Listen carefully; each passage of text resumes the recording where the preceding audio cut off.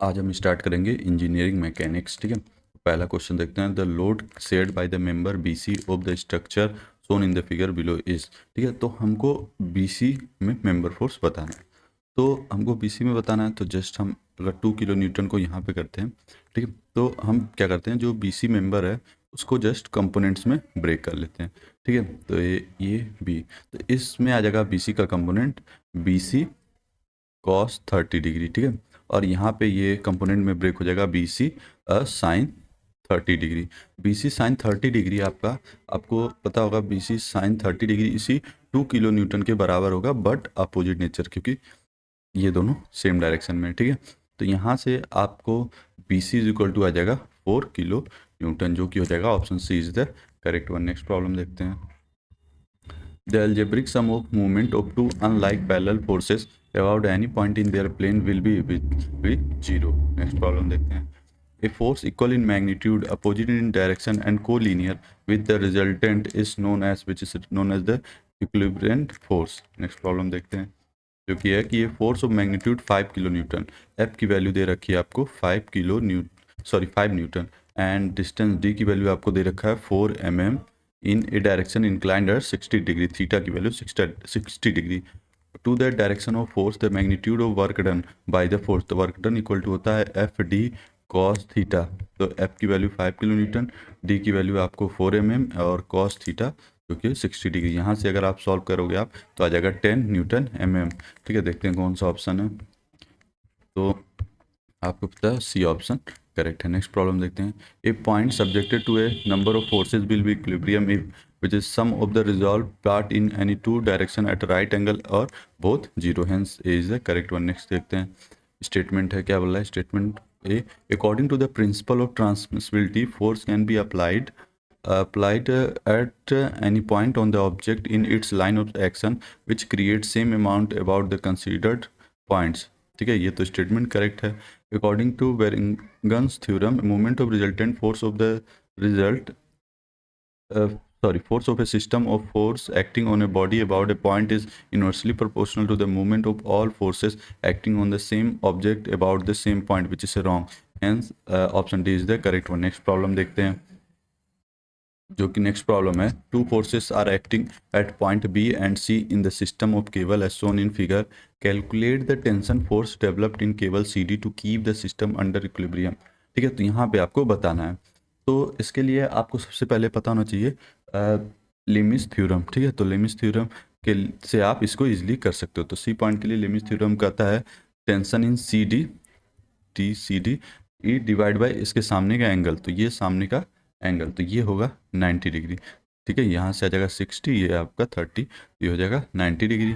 ठीक है, तो यहाँ से आ जाएगा साइन, सॉरी ये, हाँ ठीक है, और इक्वल टू ये 800 डिवाइड बाई सामने जो कि आ जाएगा साइन 90, और ये टी सी डी के सामने ये एंगल, ठीक है, ये 90 और यहाँ पे ये आ जाएगा आपका 30, तो 120। ठीक है, तो यहाँ से टी सी डी आप सॉल्व कर लोगे जो कि आ जाएगा 692.82 न्यूटन, जो कि option D is the correct one.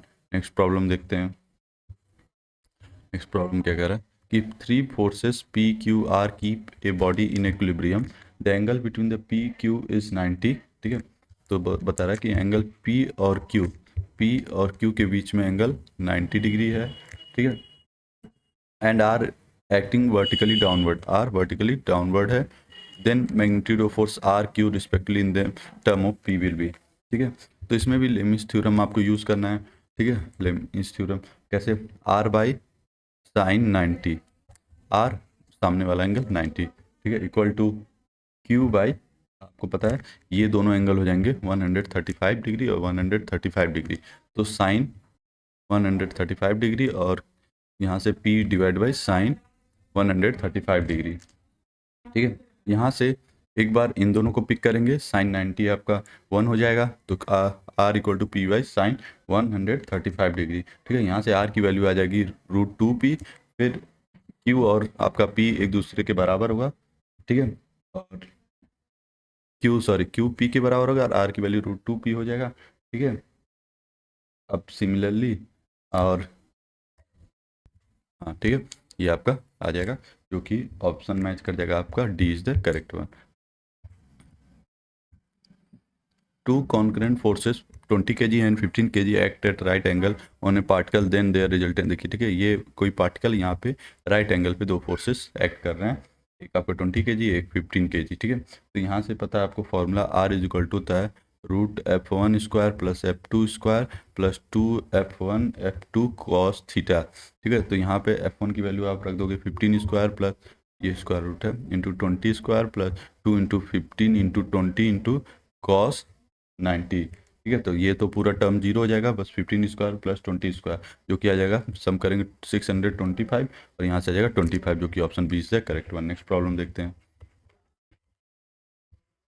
Next problem है, if the system of force reduce to the single resultant then the amount of this resultant about any point on the line of action of the resultant will be, which is say 0. The smooth cylinder laying on the convex surface remain, which is a unstable equilibrium. The force which meet at one point and have their lines of action in different planes are called which is a non-planar concurrent forces. Next देखते हैं, if the given forces P1, P2, P3 and P4 are such that the force polygon does not close, then the result will which is the always reduced to the resultant force. Next देखते हैं, next पूछा limits theorem state that if, तो आपको पता है three force से act करते हैं किसी पॉइंट पे इन इक्विलिब्रियम कंडीशन और ईच प्रोपोर्शन क्या होते हैं, proportion to the sine of the angle between their forces, ये बराबर होते हैं। तो hence option C is the correct one, ठीक है। नेक्स्ट क्वेश्चन देखते हैं, Newton is that force which produce an acceleration of 1 meter per second square on a mass of 1 kg and is equal to, आपको पता है 1 Newton equal to क्या होता है 10⁵ डायन, जो कि option C is the correct one, ठीक है। F is equal to M में से 1 × 1 आ जाएगा 1 न्यूटन जो कि 10⁵ डायन्स के इक्वल होता है। नेक्स्ट देखते हैं, static equilibrium implies that the which the force have zero resultant and zero movement. Next problem देखते हैं जो कि है, if the given force P1, P2, P3 and P4 which are coplanar and concurrent are such that the force does not close, then the system will always reduce to the resultant force. Next problem देखते हैं, the angle between two vectors to make their resultant a minimum and maximum respectively are we know that 180 and 0 degree. Just अगर opposite हो जाएगा तो minimum होगा और 0 angle हो जाएगा तो ये मैक्सिमम रिजल्टेंट आएगा, ठीक है। नेक्स्ट देखते हैं जो कि है मैच द फॉलोइंग। इवन ये तो सबको पता ही है कि को प्लेनर क्या होता है, ऐसे लाइन जो सारे फोर्सेस लाई करे सेम प्लेन में, ठीक है। तो ये सेम प्लेन थर्ड हो जाएगा। कॉन्करेंट फोर्स क्या होता है आपको पता है, जो लाइन ऑफ एक्शन हो सारे फोर्सेस का वो कॉमन पॉइंट से पास करेगा। Concurrent coplanar force line of action of all forces line the same plane and pass through a common point, the 2 is the correct one. Next देखते हैं, collinear line of action of all forces lie along the same line, ठीक है। तो यहाँ से आपको पता है 3, 4, 2, 5 D is the correct one. Next problem देखते हैं, the resultant of two forces Q and 2Q acting at a point P at an angle of 90 degree each other as is 20 R and value of Q is, ठीक है। तो यहाँ theta की value 90 degree आते ही आपको पता है resultant हो जाता है Q1 square plus Q2 square, ठीक है। तो Q1 की वैल्यू Q है और ये 2Q, ठीक है, स्क्वायर है 2Q का होल स्क्वायर, ठीक है। यहाँ से R की वैल्यू दे रखा है 40R, ठीक है। तो यहाँ पे आप सॉल्व करो Q इज इक्वल टू आ जाएगा 8√5R न्यूटन जो कि आ जाएगा B is the correct one. अब नेक्स्ट प्रॉब्लम देखते हैं, नेक्स्ट प्रॉब्लम है, if two concurrent forces P and Q having an angle alpha between them then the direction their resultant defined by angle theta with reference to the direction of P is given by tan theta will be equal to, ठीक है। तो इसका derivation भी है जिसका Q sine alpha divided by P plus Q cos alpha होता है। आप अगर चाहो derivation law parallelogram of forces से आप देख सकते हो, ठीक है। हम आगे चलते हैं क्योंकि ज़्यादातर इसका रिजल्टेंट ही कहीं कहीं पूछता है। नेक्स्ट प्रॉब्लम देखते हैं, if two equal forces of magnitude P act at an angle of theta their resultant will be, ठीक है।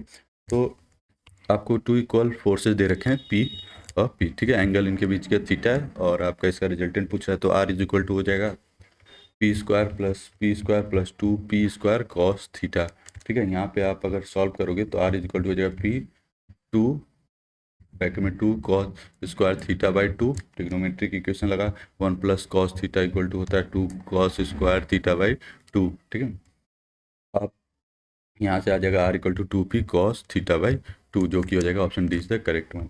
नेक्स्ट प्रॉब्लम देखते हैं, इफ 3 को प्लेनर, अगर आप चाहो यहाँ पे सॉल्यूशन भी प्रिपेयर कर सकते हो। If three coplanar concurrent forces are acting at a point are in equilibrium of which two them are collinear, then what is the magnitude of third force which is acting at an angle theta with other two forces which is 0। ठीक है, next problem देखते हैं।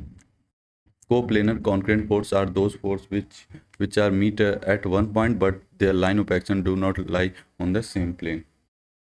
Next problem देखते हैं। The resultant of two forces each equal to P then acting at right angle. तो अभी हमने देखा अगर राइट एंगल पे करेंगे तो रूट पी आता है, रूट टू पी आता है रिजल्टेंट। नेक्स्ट देखते हैं। If the angle between two equal forces 0 degree then resultant भी आपको पता है अगर 0 डिग्री है तो जस्ट क्या होता है ऐड हो जाता है, पी प्लस पी 2p हो जाएगा। ठीक है, नेक्स्ट देखते हैं। The force system that is applied to, यहाँ पे थ्योरम लगा करके भी आप कर सकते हो। ठीक है, the force system that is applied to open in a bottle cap is called which is a couple। Next problem, the resultant of two collinear forces P and Q which are acting in opposite direction is we know that P minus Q हो जाता है। ठीक है, अगर same direction P plus Q, अगर opposite direction then P minus Q। Next problem देखते हैं। For a given system of coplanar concurrent forces if summation of fx minus 20 newton and summation of y equal to minus 20 newton then, तो आपको पता है summation of F X दे रखा है, summation of F Y, तो resultant निकालने के लिए under root summation of F X square plus summation of F Y square, यहाँ से रिजल्टेंट आ जाएगा 20√2। यहाँ से एंगल निकालने के 10 अल्फा इज इक्वल टू होता है summation of F Y and divide by summation of F X. यहाँ से जस्ट अल्फा 45 डिग्री और 225 डिग्री। ठीक है, तो hence is the correct one. Next problem की तरफ बढ़ते हैं हम लोग।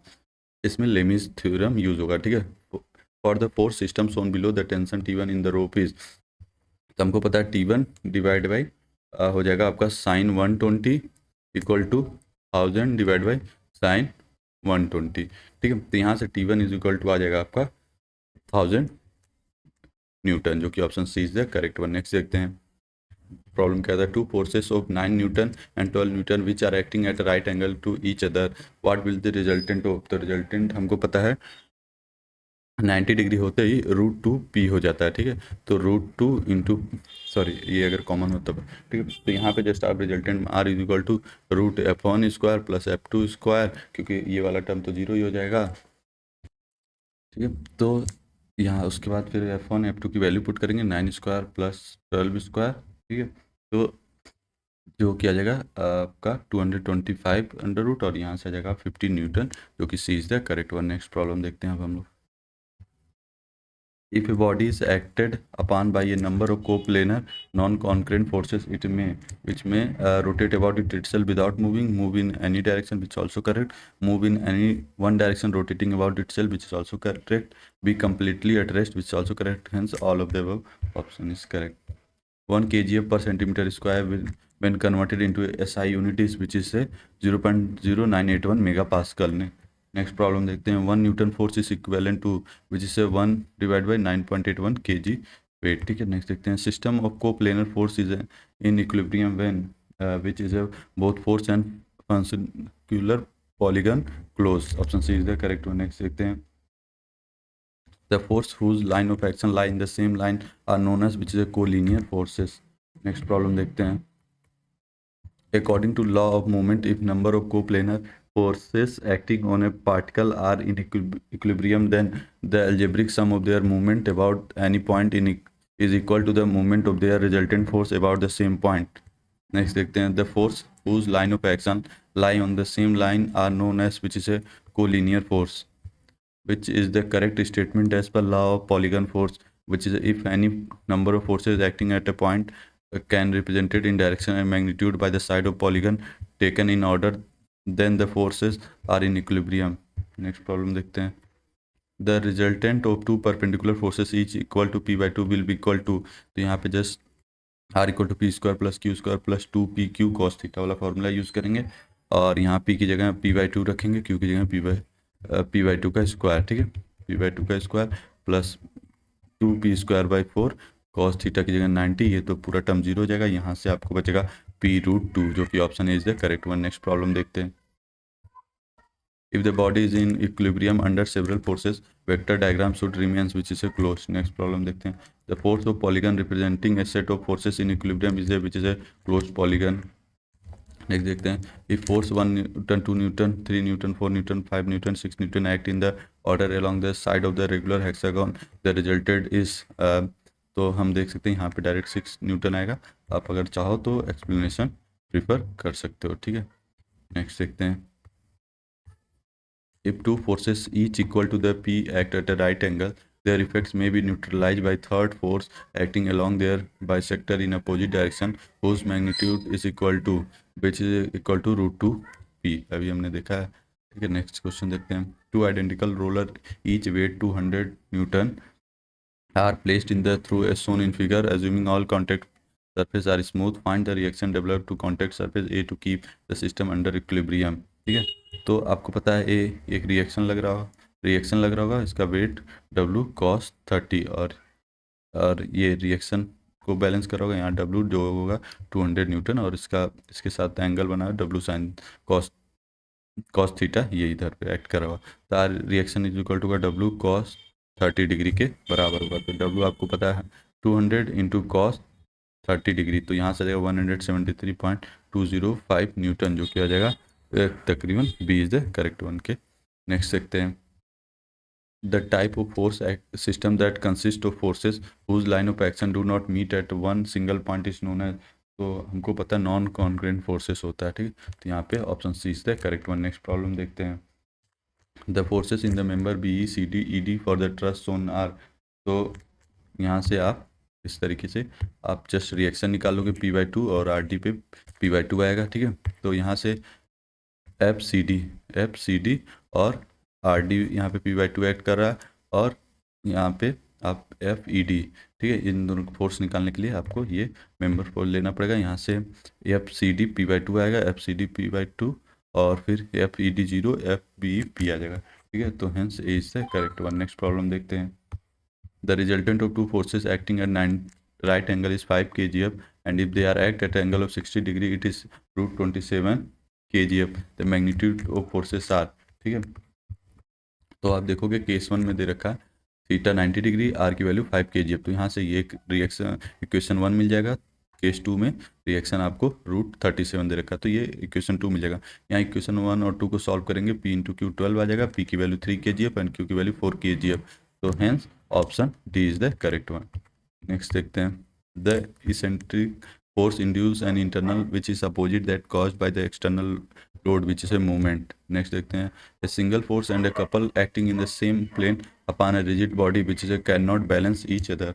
नेक्स्ट प्रॉब्लम देखते हैं, which of the following is a not type of friction, we know that the ladder friction is not such type of friction. Next problem देखते हैं, a block of weight 60 kg is resting on horizontal surface is shown in figure, calculate the maximum frictional force that develops between surface of contact, take coefficient static friction is 0.3।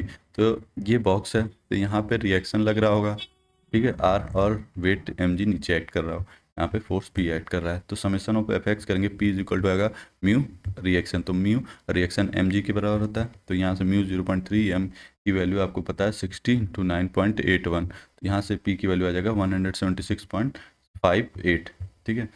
तो यहाँ देखते हैं कौन सा option 100, तो option A is the correct one. Next problem देखते हैं, kinetic friction may be defined as which is defined as friction force acting when the body is in motion.